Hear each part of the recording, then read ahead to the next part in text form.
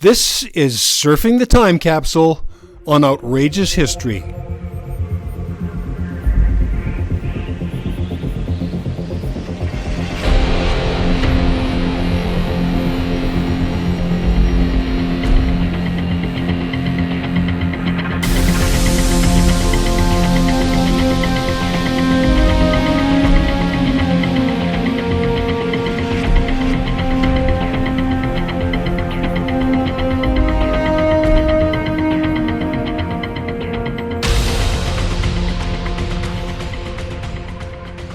Do you remember the Seinfeld episode in which Jerry's best friend George says, "You know that I've always wanted to pretend that I was an architect"?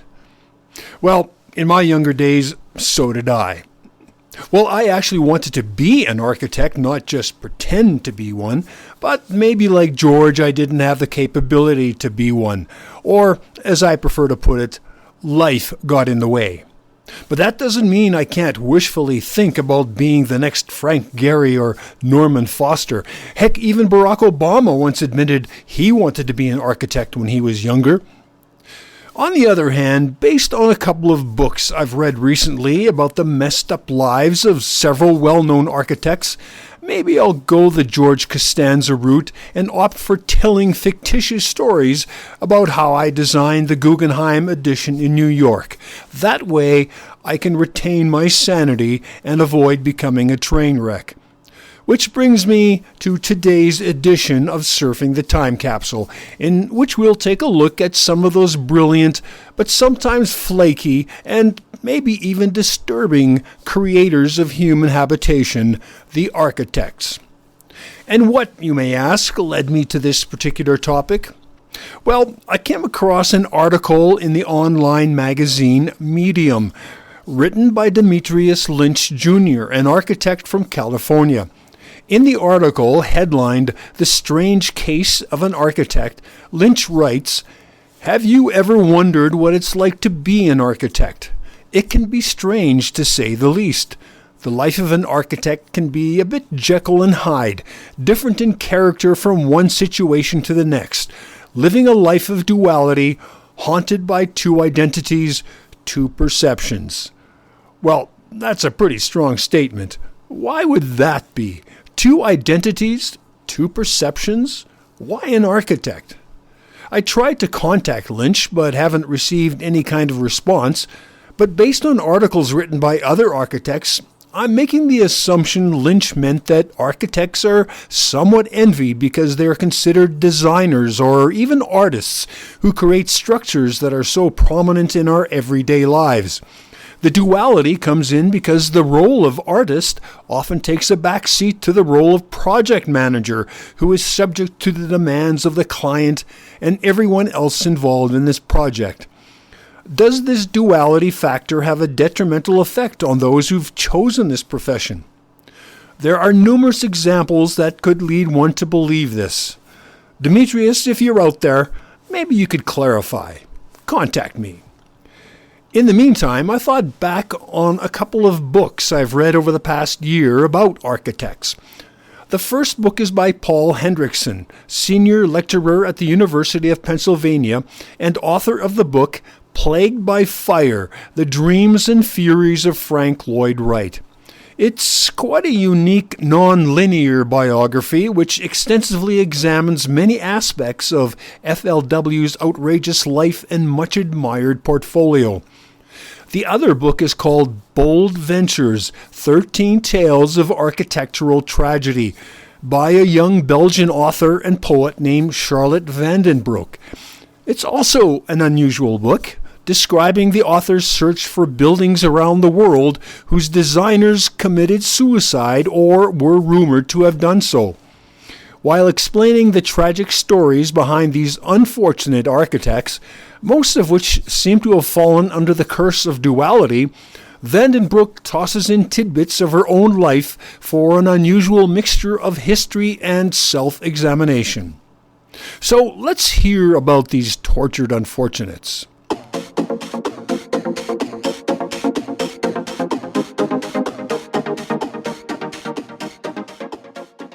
If I say to you, Frank Lloyd Wright. I'm sure most of you would recognize the name and at least have some idea of who he is. You might reply that he's a prominent architect. Yes, wasn't he the guy who designed the Guggenheim in New York? And just for your edification, George Costanza did not design the Guggenheim addition, which opened in 1992. That would be the renowned architect Charles Gwaithmay and his architectural firm Gwaithmay, Siegel and Associates. But the original building located on Fifth Avenue in Manhattan was conceived of and designed by Wright. It's hard to miss amongst a jungle of flat-faced apartments and business buildings with its spiraling shape of a gigantic coffee cup alongside a small dish resting on a tray. It was heavily criticized following its opening in 1959, not just by architectural critics, but also by many artists who believed the building's unusual structure detracted from the art which would be displayed on its slanted walls.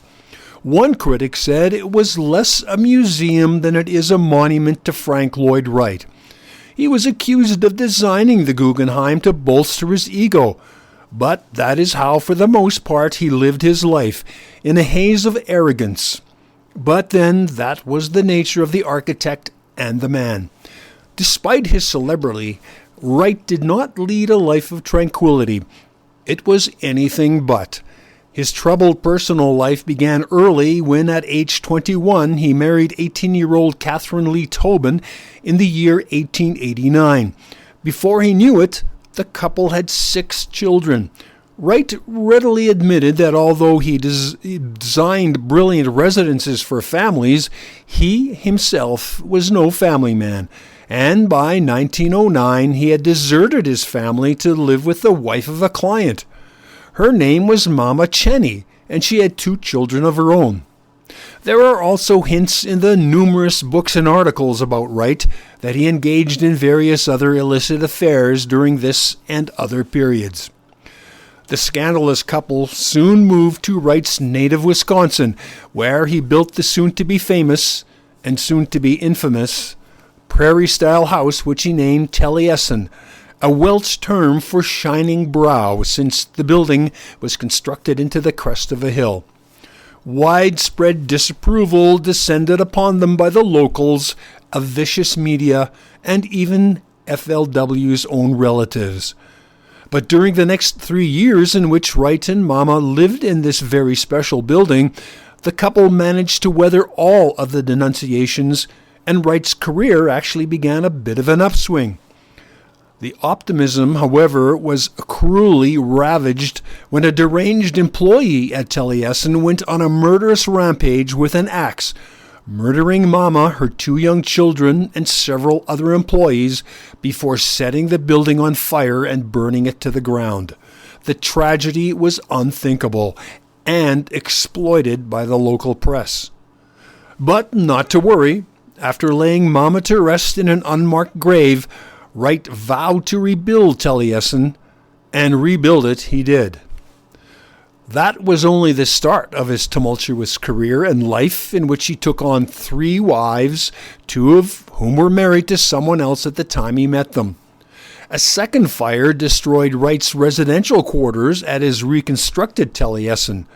He was pursued by the FBI on charges of transporting a woman across state lines for immoral purposes and adultery, although 2 of those women became his wives. His luxurious, beyond his means lifestyle spiraled into bankruptcy, and in fact he was evicted twice from his Taliesin, along with wife and children. To help support that lifestyle and at the same time finance many of his extraordinary architectural projects, he managed to finagle advances and payments from reluctant clients and friends without suffering any personal embarrassment. Any scriptwriter that would submit this plot line to turn into a film would surely be turned away because it would be considered too outlandish. And yet, even with all this unimaginable pandemonium of background noise, FLW still emerges as the acknowledged great architect of the 20th century, producing some of his greatest works in the final stages of his almost 70-year career. including that contentious landmark, the Guggenheim. The contradictions of Frank Lloyd Wright have been debated endlessly, a flawed man stumbling down a flawed path, yet responsible for architectural works that still inspire us today. In a podcast interview I did with author Paul Hendrickson, I asked what it was about FLW's personality that allowed him to indulge in his beliefs about his own genius and his outrageous behavior. In Paul's opinion, it was his ego. In fact, he says, Wright defines the words ego and arrogance. It was the belief, he says, that he could flaunt conventional morals of the day. But strip away the ego and the arrogance, Paul says, and you find this man who felt things at the deepest level. The self-evident proposition, Paul says, is this. If you do not have, at base, a fundamental soulfulness, how would it be possible for you to build, for example, the sublime Unity Temple in Oak Park, Chicago, or the Johnson Wax headquarters in Racine, Wisconsin, or the Guggenheim in Manhattan, or Taliesin and Taliesin West in Phoenix? You cannot create that kind of art if you do not have a fundamental soulfulness. Yes, Paul says, Wright was on some kind of strange search for his sainthood, but he betrayed it at every stop and every turn. Paul Hendrickson has much more to say about this complex man. Check out his interview on my podcast called Architect of Mayhem.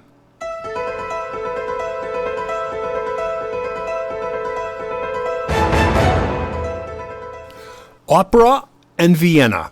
Those two words are inseparable. The importance of this musical genre to the city of Vienna and its global followers is really immeasurable, as is its leading performance venue, the Vienna State Opera House. The venue is considered one of the world's most important opera houses and has become a symbol of the city's cultural prestige. What a triumph it must have been for the two main architects, August Sicard von Sicardsburg and Edward van der Nuyl. Well, yes, you would think so, but when the magnificent building opened in 1869, neither man was there to experience it. Van der Nuyl had committed suicide the year before, and his cherished business partner, Sicardsburg, died several months later of complications of tuberculosis, his strength drained from the trauma of his friend's death.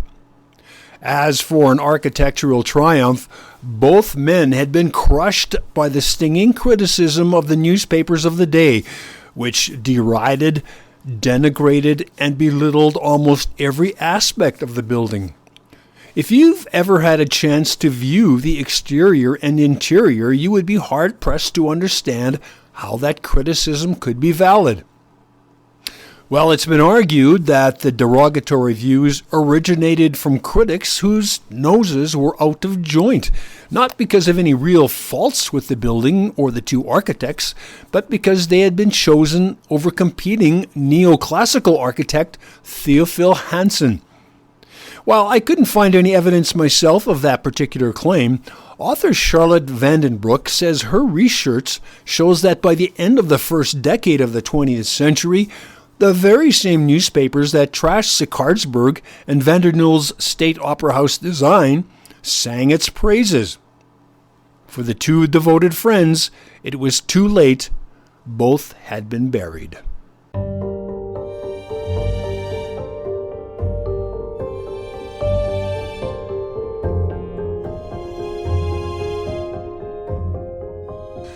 The Opera House was not the only structure being criticized in Vienna during that period, the late 1800s, early 1900s, specifically those buildings being designed in the Neo-Renaissance and Neoclassical styles that favored the use of elements such as columns, arches, and domes, along with elaborate ornamentation.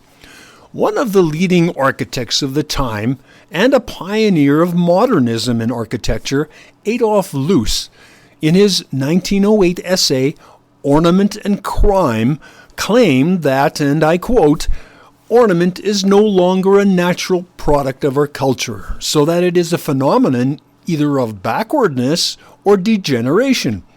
We have outgrown ornament.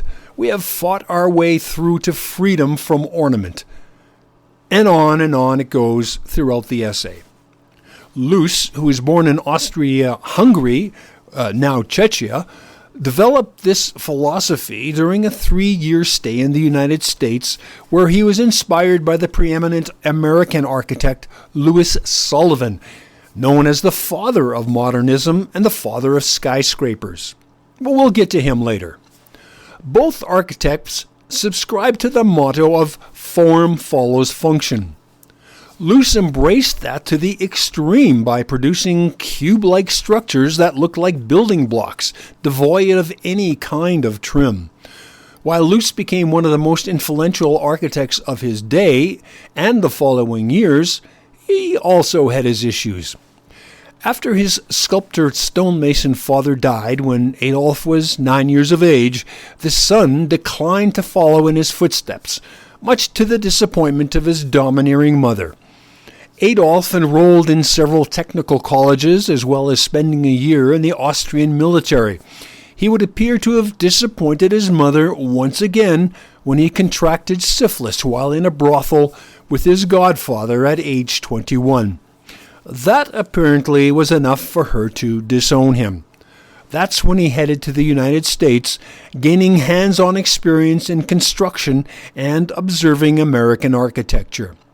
When he returned to Vienna, he entered into that cafe community of so-called intelligentsia, mingling with a circle of poets, philosophers, artists, composers, and even psychoanalysts like Sigmund Freud. All were questioning the existing moral standards of society. As for Loos's morals, they were questionable by today's standards.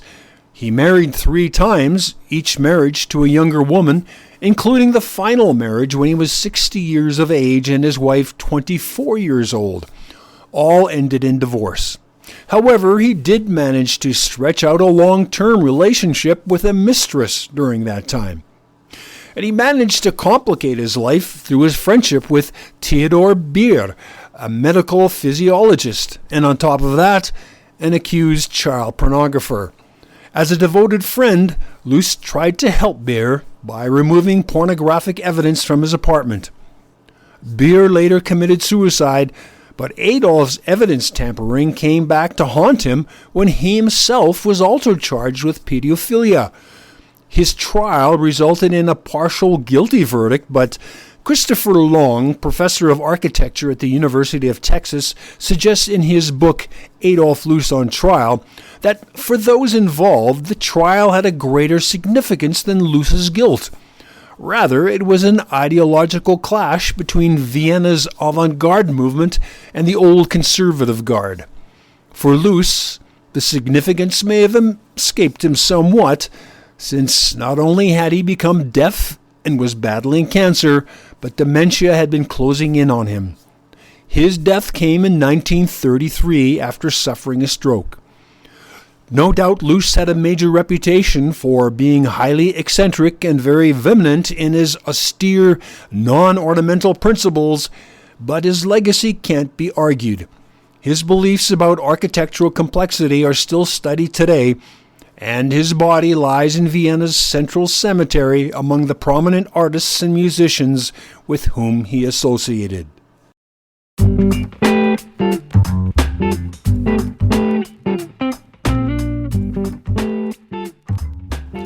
If you've ever walked the streets of downtown Chicago and found your way along the loop to South Michigan Avenue, you would have come upon a massive, distinguished-looking 10-story granite and limestone building topped off with a 17-story tower buttressed by arches and columns at street level. The auditorium building is considered an architectural masterpiece and a cultural centerpiece for the city.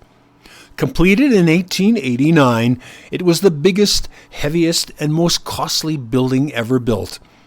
It also cemented the reputation of its chief designer, Louis Sullivan, who together with his engineering partner Dankmar Adler rocketed to fame by creating a unique architectural identity for not only the city of Chicago, but for the United States. You're probably familiar with Sullivan's oft-quoted maxim, form follows function. Technically speaking, the quote is actually, form ever follows function. This is the law. It's an excerpt from a paragraph in Sullivan's famous essay, The Tall Office Building Artistically Considered, which contributed to his legacy as the father of the skyscraper and also as an originator of the Chicago style of buildings, which is readily apparent if you wander through the city's downtown streets.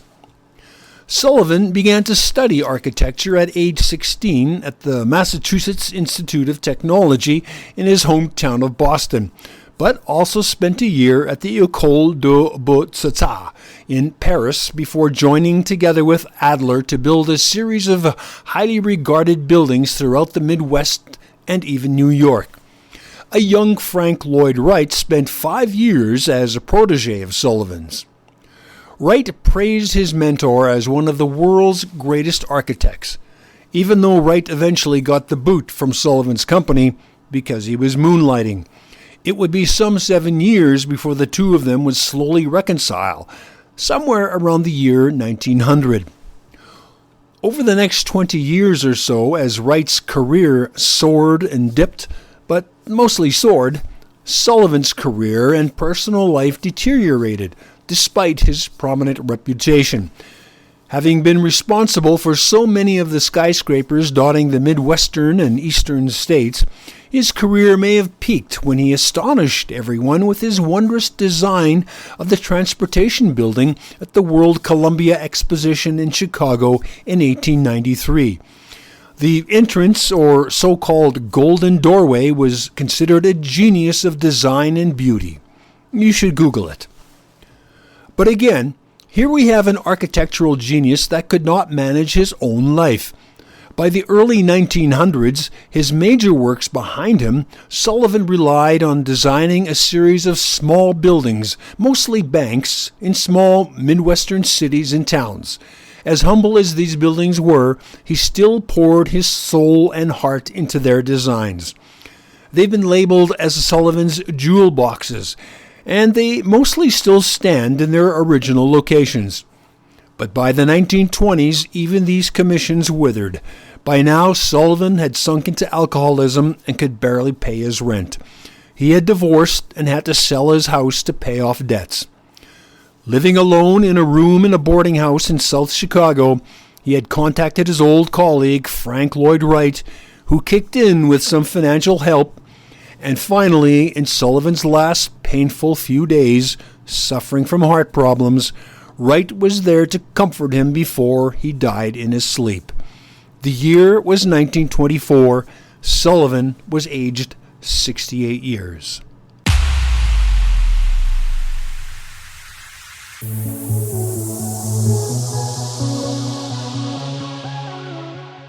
Desire.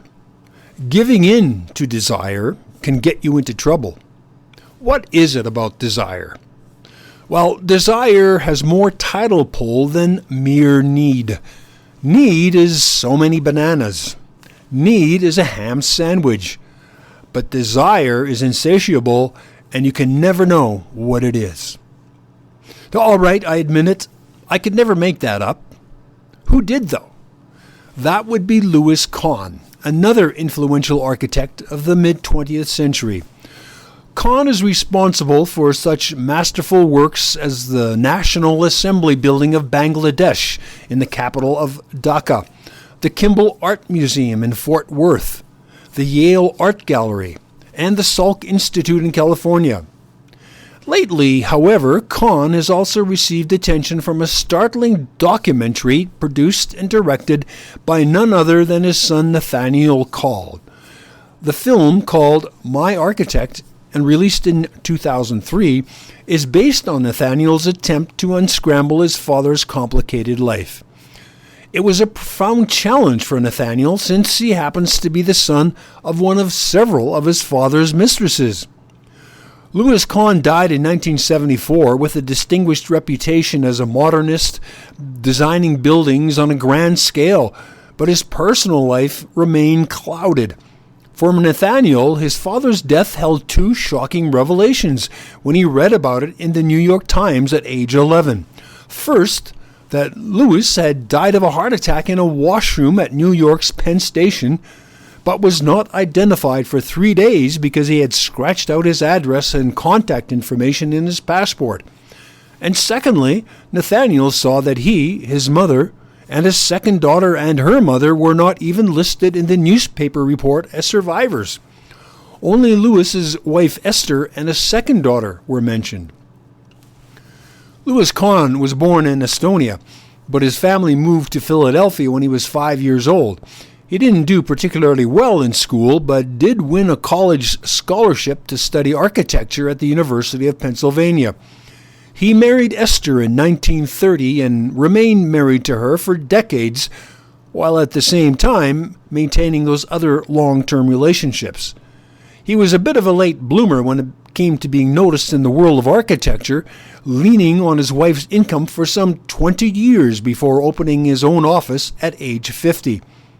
But his reputation quickly developed, and just as quickly he became romantically involved with other women, even those working in his own office.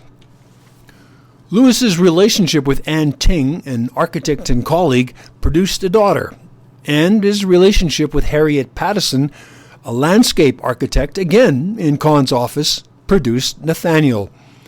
The relationship with Harriet was unusual to say the least. According to Nathaniel, Louis would arrive at their home almost without warning once a week, play with Nathaniel a bit, stay for lunch and dinner and a couple of martinis before he had Harriet drive him into town to drop him off at the end of a darkened street. His wife Esther was well aware of Louis's relationship with these women, and in fact she had her own affair. But that is how Louis lived those last 10 years of his life, mainly at the office, at a construction site somewhere around the world, teaching a class at the University of Pennsylvania, or dropping in to say hello to one of his families. But he was highly respected at the office, as well as by his students, although he was known to be blunt with his opinions. Waving one of his students' assignments in front of the class, he would say, "This building is a turd on the landscape. Whose is it?" As brilliant as he was considered in architecture, Louis was decidedly not a businessman and ran into money problems, often missing payroll. That might explain why, at the time of his death, he was $500,000 in debt with a whole list of projects that were either canceled or never confirmed as commissioned. For Nathaniel Kahn, tracing his father's life to create the documentary was perhaps cathartic. You get the sense when he says, "This is a cautionary tale about me and my sisters, rather than a rage against my father, which in any case is an emotion that I don't feel," says Kahn. "There are reasons for what happened. There are things that this man could do and things that he couldn't. It's not as if he didn't try. He did care, but there were problems."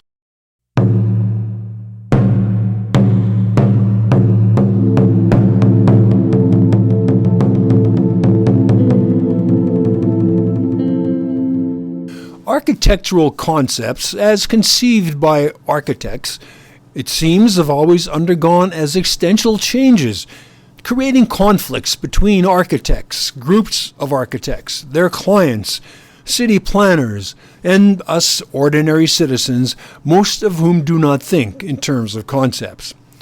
All those differences in concepts can lead to bruised egos, which in turn can lead to tragedy. Take, for instance, the Belgian architect Gaston Asselink, designer of the esteemed post office building in the small city of Ostend, a popular seaside resort on the coast of Belgium that had largely been leveled during the Second World War. It's really Asselink's only major project, other than several notable residences he designed, although he taught at several Belgian academies and was recognized with a major Belgian architectural prize in 1937. In 1945, he was asked to submit his design for the Post and Telegraphy office building in Ostend by the city's chief planner Jean Igorix, who himself was a prominent architect. Egos clashed even with Usselink's preliminary design. Igorix criticized the lack of ornamentation on the main facade, which he maintained gave the building a factory look. If you check out some of the photos of this building, the criticism is not too far off. The city planner and later the city of Ostend officials rejected Usselink's plan to offset the uninspiring design by adding an imposing and somewhat bizarre sculpture by the well-known artist José Cantre to the top of the entrance. According to newspaper reports, compromise was not an option for Usselink. After several increasingly bitter episodes, Usselink was yanked from the project and banned from the construction site. Certainly, this must have contributed to the tragedy that was to follow not long after. But that's not the full story, as you might have surmised, and again the fragile ego rears its head. As described by Charlotte van den Broek in her book Bold Ventures, Usselink, a married man with 2 sons, had met and fallen in love with a certain Georgette Trouat, who was also married. Both left those marriages to move in together, just as Usselink had begun his design plans for the post office. During all the turbulence of the post office project, Usselink and Georgette received the devastating news that she had been diagnosed with cancer. Some 9 or 10 months after the diagnosis, in the fall of 1953, Georgette passed away. Her death destroyed Gaston, so much so that 2 months later he took his own life, leaving a suicide note in which he requested to be buried on wasteland and forbid anyone to leave flowers on his grave. Since the two were not married, they were not allowed to be buried side by side. But Gaston did an end run around the municipal authorities by designing the gravestone for Georgette, on which he had his name inscribed beside hers.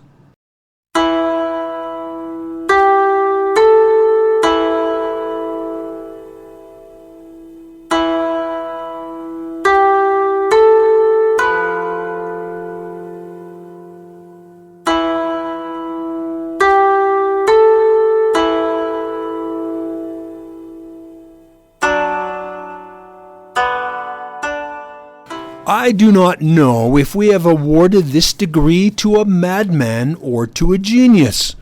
Only time will tell, is how Ilya Rogen, the director of the Barcelona School of Architecture, described Antoni Gaudi at his graduation in 1878.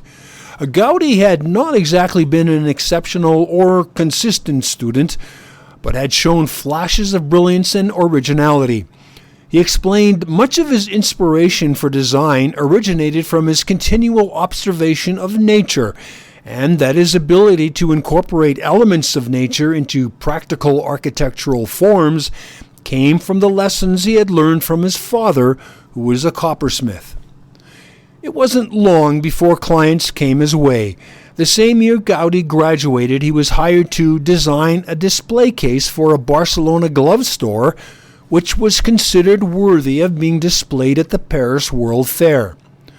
Soon after, he was selected by the city of Barcelona to design public lampposts that are still in use today. Commissions continued to roll in, including those for residences, larger buildings, and even a whimsically designed park called Parc Güell, originally intended as a residential estate for Eusèbe Güell, a wealthy textile manufacturer. Gaudi himself moved into one of the 2 houses located in the estate with his family. However, if you are at all familiar with Barcelona, you'll know the star of the show is Gaudi's bizarre, eccentric, but deeply motivated basilica, the Sagrada Familia. Now, it's important to note that the church was not originally designed by Antoni Gaudi. In fact, it was Gaudi's former professor, Francisco de Paula de Villar, who was appointed as an architect with Gaudi serving as assistant. In 1883, after a disagreement between del Villar and an advising architect, del Villar resigned, leaving the 31-year-old Gaudi in charge of the massive project. Gaudi shelved the neo-Gothic plan for the cathedral and proceeded to put his own radical stamp upon it. And if you've ever had the privilege of seeing this magnificent and otherworldly building in person, you will never forget it. Yet as challenging as that project proved to be, Gaudi continued to accept additional commissions, building an innovative body of works and becoming one of the most influential architects of the 20th century. It was at this point that Gaudi's personal life became completely entangled with the Sagrada Familia, as in 1910 he decided to set aside all other work and dedicate himself entirely to the cathedral. As a young man, he had enjoyed an active social life, dressing in the latest fashions to chum around with high society types at theaters and concerts. That all changed as he focused wholly on the building project, and he became deeply devoted to his religion. He withdrew from social life and began to neglect his personal appearance and his eating habits. In 1925, he moved full-time into his studio located within the cathedral. How did Gaudi's behavior take such an extreme turn? It's possible he had become extremely distressed by the death of his niece, to whom he was very close, and by the deaths of several close friends, including his patron, Ayubi Biguel. Gaudi also had to contend with a nasty court case between himself and a client. Gaudi won his case, forcing the client to mortgage his residence in order to pay Gaudi what he was owed. Gaudi, in turn, donated the compensation to a convent of nuns. Throughout the 43 years that Gaudi labored at this single task, he knew he would never live to see the culmination of this monumental project. In the logic of his obsession with his religion, he maintained that God had all the time in the world, so there was no need to rush its completion. As it turned out, Gaudi would only see the completion of the first of 18 planned towers. His unexpected death at 74 years of age in 1926 came when he was struck by a tram at a busy Barcelona intersection on his way to the Basilica after attending a service at the Church of San Filippo Neri. Gaudi fell to the ground unconscious. Looking like a beggar and not carrying any identification, no one really rushed to his aid until a nearby doctor was notified. Even then, he was taken to the Hospital de la Santa Cruz by taxi. It wasn't until hours later, or the next day, depending on which source you believe, that the Sagrada Familia chaplain recognized Gaudi as the fatally injured beggar. Gaudi died 3 days later. Although the circumstances of his death were unfortunate, he was still much beloved and respected, and his funeral drew thousands. Antoni Gaudi was buried in the crypt of the Basilica, to which he devoted most of his life. As for the Sagrada Familia, at this point, construction continues on its towers, although there seems to be a completion date in mind in the next year or two, some 140 years, give or take a few years, after its original start date.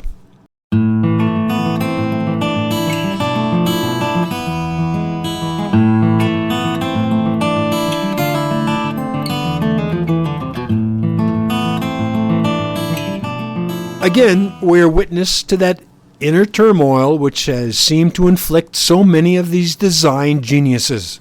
Is this what Demetrius Lynch meant by his article, The Strange Case of an Architect? Were these particular geniuses subject to living a life of dualities, haunted by two identities? We'll never know, of course, because no one, least of all any fellow architects, asked those questions at the time. but it certainly makes one pause when looking up at some of the amazing structures created by these Jekyll and Hyde personalities. Outrageous History podcasts are available on all major podcast channels, including Apple Podcasts, Spotify, Stitcher, and Google Podcasts, or log on to www.outrageoushistory.com, where you'll find all sorts of additional information about the podcast topics and historians and writers. For Outrageous History, this is Surfing the Time Capsule. I'm Ernest Granson.